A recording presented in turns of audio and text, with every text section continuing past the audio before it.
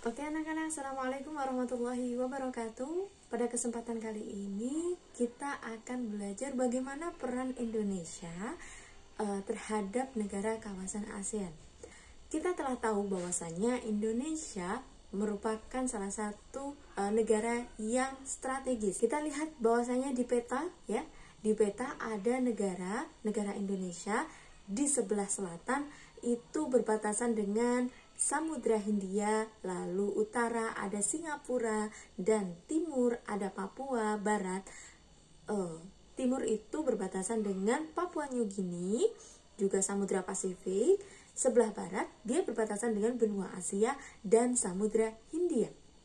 Ada banyak bentuk macam kerjasama yang dilakukan oleh Indonesia dengan negara-negara kawasan ASEAN. Mulai dari segi ekonomi, politik, sosial, budaya, kemudian keamanan. Di sini ada di bidang ekonomi.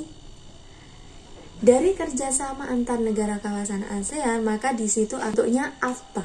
Sada adalah AFTA, ASEAN Free Trade Area. Fungsi dari dibentuknya AFTA oleh negara-negara ASEAN ini untuk meningkatkan daya saing kawasan agar mampu bersaing dengan negara atau kawasan lainnya. Lalu IRRI, International Rice Research Institute, merupakan badan penelitian di bidang pertanian yang didirikan di negara Filipina, mengembangkan jaringan transportasi ya. Berlanjut selanjutnya ada dalam bidang pendidikan. Di bidang pendidikan ini biasanya antar negara yang satu dengan negara yang lain ini menjalin kerjasama, contohnya memberikan beasiswa pendidikan bagi negara lain, bagi pelajar-pelajar lain. Contoh ketika kita mau sekolah di luar negeri, contoh di negara tetangga di Malaysia ya, di situ ada beasiswa kita bisa dapatkan, lalu kita bisa kemudian belajar di negara itu dengan menggunakan beasiswa. Di antar negara juga bisa biasanya namanya penelitian itu bisa join penelitian, yakni antar negara A dengan negara B, Indonesia dengan Malaysia atau Indonesia dengan Thailand, itu saling bekerja sama untuk menghasilkan sebuah penelitian yang bermanfaat bagi negara tersebut. Lalu dalam bidang teknologi, di bidang teknologi ini mengembangkan teknologi pasca panen secara bersama-sama, serta membangun jaringan kota cerdas ASEAN untuk meningkatkan penguasaan teknologi di negara-negara ASEAN. Dalam bidang sosial ini biasanya antar negara itu bekerja sama untuk mengatasi peredaran narkotika dan obat-obatan berbahaya, lalu memberikan bantuan bagi negara lain yang di situ negara tersebut terdampak bencana. Contoh ketika bencana tsunami Aceh atau setelah tahun itu terjadi bencana, banyak negara di kawasan ASEAN itu memberikan bantuannya kepada Indonesia. Bentuk bantuannya seperti apa? Contoh sandang, pangan, ya, bantuan makanan, pendidikan gratis dan lain sebagainya. Kemudian relawan dari negara kawasan ASEAN di luar Indonesia ini datang ke Indonesia secara langsung untuk memberikan bantuan makanan dan lain. Di bidang budaya, contohnya dalam bidang pariwisata itu bisa ya, pameran hasil kerajinan tradisional di luar negeri seperti pentas budaya. Ketika di Indonesia memiliki contoh sederhana adalah alat musik. Alat musik itu bagian dari budaya. Alat musik Indonesia punya angklung. Nah, ketika Indonesia ingin mempersembahkan atau mengadakan sebuah konser alat musik atau pertunjukan rakyat, di situ Indonesia punya angklung, kemudian dari negara kawasan lain melihat pertunjukan kita, bagaimana cara memainkan angklung sehingga itu menjadi ciri khas negara kita. Dalam bidang politik dan juga keamanan, adanya perjanjian persahabatan dan kerjasama di Asia Tenggara, the Treaty of Amity and Cooperation in Southeast Asia. Dalam bidang olahraga, kita melihat bahwasanya dalam bidang olahraga ini setiap tahun ya, sebelum pandemi ini ya, sebelum pandemi terjadi, setiap tahun kita sering mendengar yang namanya SEA Games, Southeast Asian SEA Games ya. Lalu ada ASEAN Para Games, ajang olahraga, atau dia lebih dikenal oleh ajang olahraga para difabel. Jadi orang-orang yang memiliki berkebutuhan khusus itu mereka juga berkesempatan untuk mengikuti ajang perlombaan tingkat ASEAN, namanya ASEAN Para Games.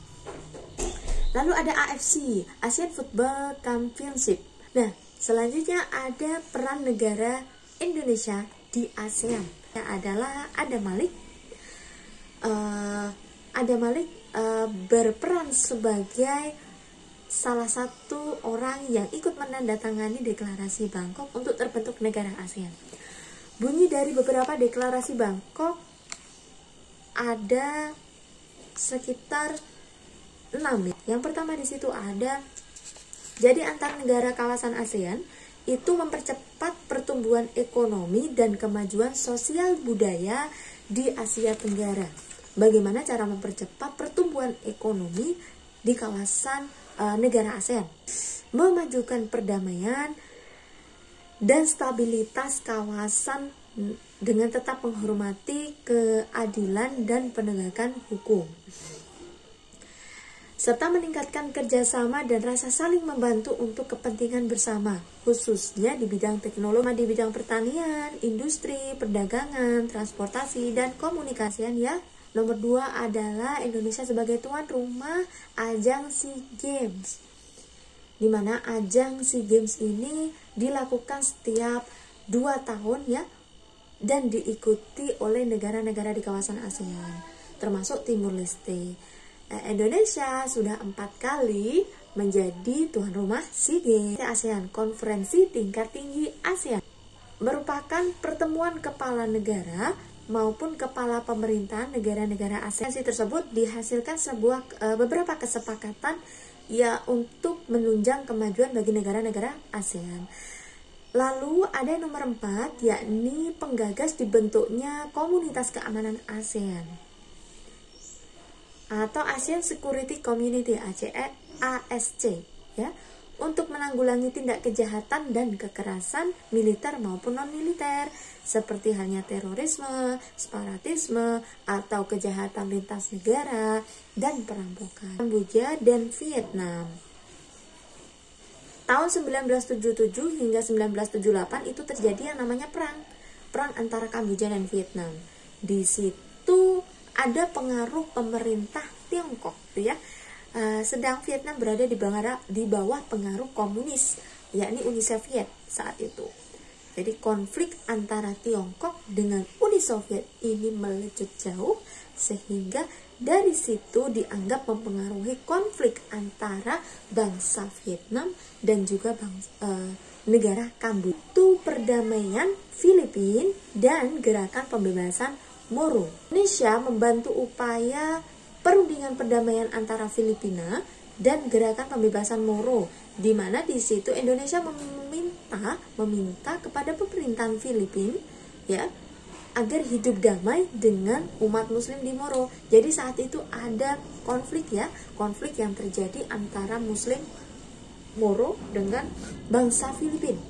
Mayoritas orang-orang di Filipina itu kan agamanya non-Muslim. Perdamaian yang terjadi antara perang saudara.